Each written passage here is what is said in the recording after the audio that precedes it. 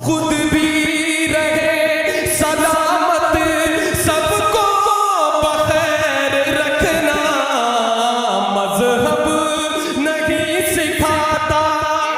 کیوں مر رہا ہے؟ باپ نے قربانی دی ہے، باپ نے اس کو انگلش میڈیم میں نہیں بھیجا، باپ نے اس کو سرکاری ملازمت پر نہیں رکھا، باپ نے اس کو سڑکوں اور گلیوں پر آوارہ گھومنے کے لیے نہیں چھوڑ دیا، بلکہ باپ نے لا کر مدرسہ تجوید القرآن میں اس کا داخلہ کر دیا۔ اور باپ نے جب قربانی دی ہے تو آج پھل پانے کا وقت ہے۔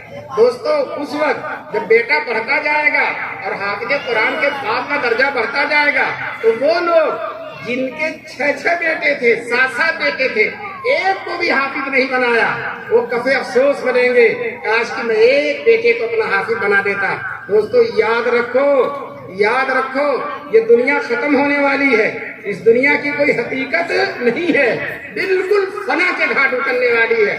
بس اتنی سی حقیقت ہے فریب خواب ہستی کی کہ آنکھیں بند ہو اور آدمی افسانہ بن جائے۔ وہ شہر میں بڑی عزت رکھتا تھا، بڑا نام ہوتا تھا، جس دن مر گیا دفن کر دیا گیا، 2-4 دن کے بعد لوگ بھول گئے، نام و نشان باقی نہیں رہا۔ دوستو، اس سلسلے میں مجھے ایک اچھا لطیفہ یاد آیا۔ ایک فقیر تھا، اس کی پگڑی لے کر کوئی بھاگ گیا، شہر کی طرف بھاگا، اور فقیر جا کر قبرستان کے گیٹ پر بیٹھ گیا۔ کسی نے کہا، فقیر تجھ سے زیادہ بیوقوف کون ہے؟ تیری پگڑی شہر کی طرف گئی، چور لے کر ادھر بھاگا، اور تو قبرستان کے گیٹ پر ادھر بیٹھا ہوا ہے، بھاگا ادھر ہے، تو ادھر بیٹھا ہے۔ تو فقیر بڑی سادگی سے کہتا ہے، کہیں جائے یہیں آئے گا، کہیں جائے یہیں آئے گا۔ تو دوستو، میں بھی آپ سے کہتا ہوں، آپ کہیں رہیں، وائٹ ہاؤس میں رہیں، ہوائی جہازوں پہ چلیں، ایئر کنڈیشنوں میں رہیں، لیکن ایک دن تو قبر میں جائیں گے کہ نہیں؟ فرمایا کہنے والے نے، چلے جاؤ گے خالی ہاتھ جب کی حکم داور ہو، چلے جاؤ گے خالی ہاتھ جب کی حکم داور ہو، فقط ایک قبر کا گوشہ، نہ تکیہ ہو نہ بستر ہو اس قبر میں۔ لیکن یاد رکھو، اگر اپنے بیٹے کو حافظ بنا کر گئے ہو، عالم بنا کر گئے ہو، اس قبر میں بڑی شان کے ساتھ رہو گے، اعمال صالحہ لے کر گئے، بڑی شان کے ساتھ رہو گے۔ دوستو، قبر میں انشاءاللہ جنت کی کھڑکیاں کھلیں گی۔ ایک بچہ حافظ قرآن تھا، اس کی ماں انتقال ہو گیا، ماں کی قبر پر روزانہ جا کر قرآن پڑھتا تھا، روز جا کر۔ دوستو، یہ قرآن کون پڑھے گا؟ حافظ ہی تو پڑھے گا۔ ہم تو مر جائیں گے، قبر میں جائیں گے، کوئی اور پڑھنے نہیں آئے گا۔ یاد رکھو، یا تو حافظ ہے یا عالم ہے، تیسرا کوئی پڑھنے نہیں آئے گا۔ حافظ پڑھے گا یا عالم پڑھے گا، اور تیسرا کبھی گیا، اسے صورتیں ہی یاد نہیں ہے، قرآن ہی یاد نہیں، تو پڑھے گا کیا؟ تو دوستو، لکھا ہے جلال الدین سیوطی رحمۃ اللہ علیہ نے، والدہ مر گئی، بیٹا حافظ قرآن تھا، روزانہ والدہ کے قبر پر جا کر قرآن پڑھتا روز۔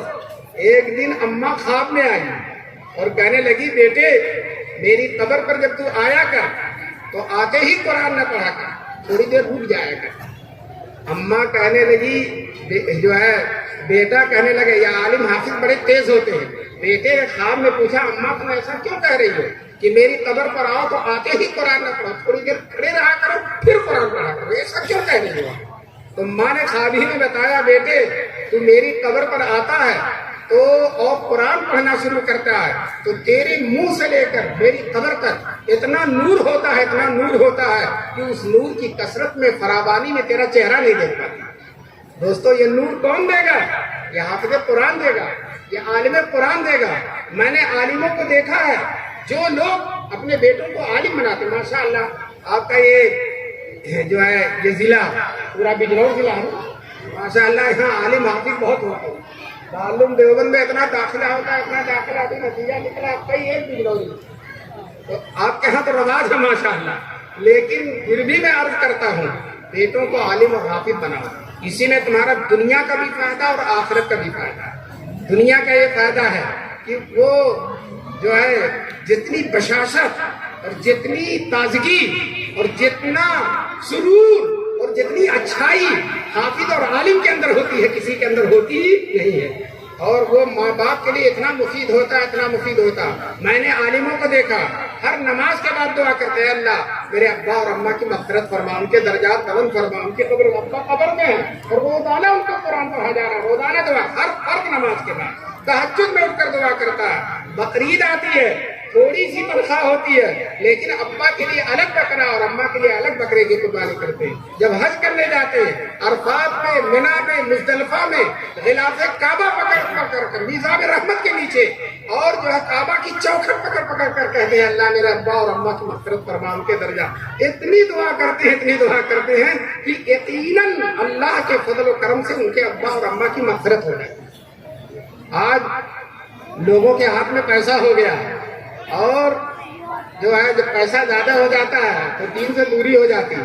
आजकल स्कूलों और कॉलेजों में और खास तौर से इंग्लिश मीडियमों में अपने बच्चों को भेजने का बहुत ज्यादा रहा है। हम इसकी मुखालफत नहीं करते हैं, हम तो दारुल देवबंद वाले भी पढ़ा रहे हैं और अंग्रेजी भी पढ़ा रहे हैं, लेकिन हम कहते हैं पहले बच्चे को मकतब में लाओ, पहले मदरसे में लाओ, पहले उसे कुरान पढ़ा दो, पहले हुजूर की सीरत पढ़ा दो, पहले वो कलमा पढ़ ले, ईमान मुफस्सल जान जाए, ईमान मुजमल जान जाए, दुआए कुनूत याद हो जाए, दरूद शरीफ तहियात याद हो जाए, ताकि वो बच्चा जिंदगी में कहीं भी रहे तो मुसलमान रहे।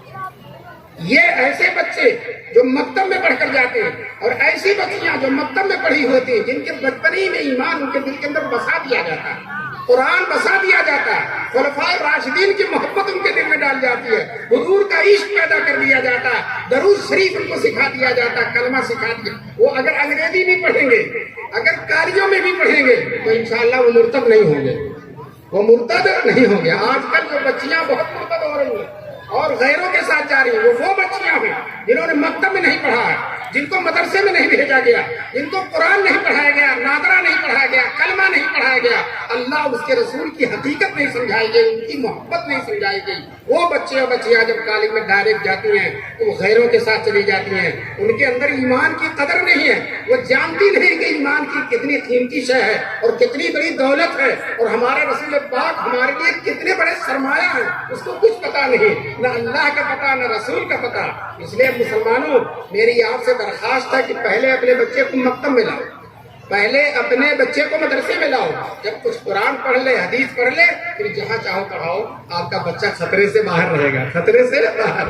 ये जब कोरोना की बीमारी चली थी, अभी कहा था ना अनाउंसर साहब ने कि बड़ा सुहाना मौका, तो इनके दुआ अल्लाह ने कबूल कर ली। देखिए कितनी ठंडी ठंडी हवा चल रही है और इंशाअल्लाह जलसा भी बहुत ज्यादा देर तक नहीं चलेगा, जल्दी ही खत्म हो जाएगा। अभी मुफ्ती साहब आएंगे और वो करेंगे तकरीर, फिर हजरत सदर साहब दुआ करा देंगे। मेरी तकरीर बस खत्म होने के करीब है। बहरहाल मैं ये कह रहा था कि आप अपने बच्चों को मकतब में भेजें, मदरसों में भेजें। हाथ उठा के बता दीजिए भेजेंगे कि नहीं भेजेंगे, भेजेंगे कि नहीं भेजेंगे। आलिम हो जाता है, मुफ्ती हो जाता है, जब उसकी शादी होती है अब्बा अम्मा तो तैयार है कि बहुत ज्यादा जहेज लेंगे, ये लेंगे वो लेंगे, लेकिन वो लड़का कहता है जो हाफिज हो गया, मुफ्ती हो गया, बिल्कुल सादगी के साथ शादी होगी, बाजा नहीं बजेगा, तमाशा नहीं होगा, खुराफात नहीं होगी और जहेज नहीं लिया जाएगा जब मैं शादी करूंगा। तो देखो इल्म ने, दीन ने, तकवा ने और उसके मुफ्ती होने ने उसको कितना शानदार इंसान बना दिया। वो लालची नहीं है, उसके दिल में हिर्सा हवा नहीं, उसकी सारी उम्मीदें अल्लाह से होती हैं, वो अल्लाह से मांगता, अल्लाह के अलावा किसी से मांगने वाला नहीं है। वो अगना वो अपना, अल्लाह की शान है कि वो बेनियाज कर देता है और अल्लाह की शान है कि वो कनात दे देता है। आपके ससुराल से कितना भी माल मिल जाएगा, कारें मिल जाएगी, लेकिन एक दिन सब खत्म हो जाएगा। और अल्लाह अगर मालदार बनाएगा तो अल्लाह के मालदार बनाने को कोई खत्म नहीं कर सकता। तो हम शौहर के बाप से क्यों मांग रहे हैं, हम उससे क्यों न मांगे जिसके हाथ में सारा खजाना है, जो सारी कुव्वतों का मालिक है। वलिल्लाहि खज़ाइनुस समावाति वल अर्द, आसमान और जमीन के खजाने जिसके हाथ में है, उस अल्लाह से मांगिए। अकबर बादशाह शुरू में दीनदार था, बड़ा नमाजी था। एक दफा जो है जंगल में शिकार करने गया, प्यासा हो गया, लश्कर दूर हो गया उसका और प्यासा था। एक साहब ने एक कटोरा पानी दे दिया उसको, एक गिलास पानी दे दिया। अकबर पीकर बहुत खुश हुआ, वो कहने लगा मेरे दरबार में आना, तुमको इनाम दूंगा। अब ये शख्स अकबर के दरबार में गया और कहा लोगों से कि मुझे बादशाह ने बुलाया है। अब जब बादशाह के पास इसको भेजा गया तो बादशाह नमाज पढ़ के दुआ मांग रहा था, नमाज पढ़ के दुआ मांग रहा था। इसने पूछा ये किससे मांग रहा है, तो कहा अल्लाह से मांग रहा है। तो उसने कहा जब ये भी अल्लाह से मांग रहा है तो मैं भी अल्लाह ही से क्यों मांगू, इससे क्यों मांगूंगा। یہ جس سے مانگ رہا ہے اس سے مانگو. تو دوستو علماء اللہ سے مانگتے ہیں, اللہ سے امید لگاتے ہیں, اللہ تعالیٰ کی رحمتوں پر ان کو بھروسہ ہوتا. جہیز وہیز ان کے پیر کی دھول ہوتی ہے, وہ نہیں لیتے ہیں. ان کی شادی میں باجے نہیں بجتے. دیکھیے آج جلسہ ہو رہا, کہیں باجا بج رہا, کہیں شادی کا باجا بج رہا ہے. دوستو یہ بالکل سنت کے خلاف شادیاں. آپ طے کیجئے کہ ہمارے بیٹے اور بیٹی کی شادی میں انشاءاللہ باجا نہیں بجے گا. یہ شیطان کے آلات ہیں. یہ شیطان اس سے لوگوں کے دل میں نفاق پیدا کرتا ہے. حدیث میں آیا گانا, جو گندے گانے ہوتے ہیں اس سے آدمی کے دل میں نفاق پیدا ہوتا ہے. اور اسی طرح سے ڈھول تماچے, یہ تاشے, یہ سب چیزیں یہ بالکل حرام ہیں, ناجائز ہیں. تو بتاؤ شادی کر رہے ہیں اور حضور کی سنت کا استعمال, حضور کی سنت کا نام دے رہے ہیں اور حضور کی سنت کو پامال کر رہے ہیں. اس لیے دوستو ہم آپ سے یہی کہیں گے, اپنی اولاد کو عالم بناؤ, انشاءاللہ تمہارے گھر میں دینداری آئے گی. آخری بات یہ کہتا ہوں, بہت سے لوگ یہ سوچتے ہیں ہم حافظ بنا دیں گے, عالم بنا دیں گے تو معمولی سی تنخواہ ہوگی, معمولی سی تنخواہ ہوگی, اس کی زندگی کیسے گزرے گی؟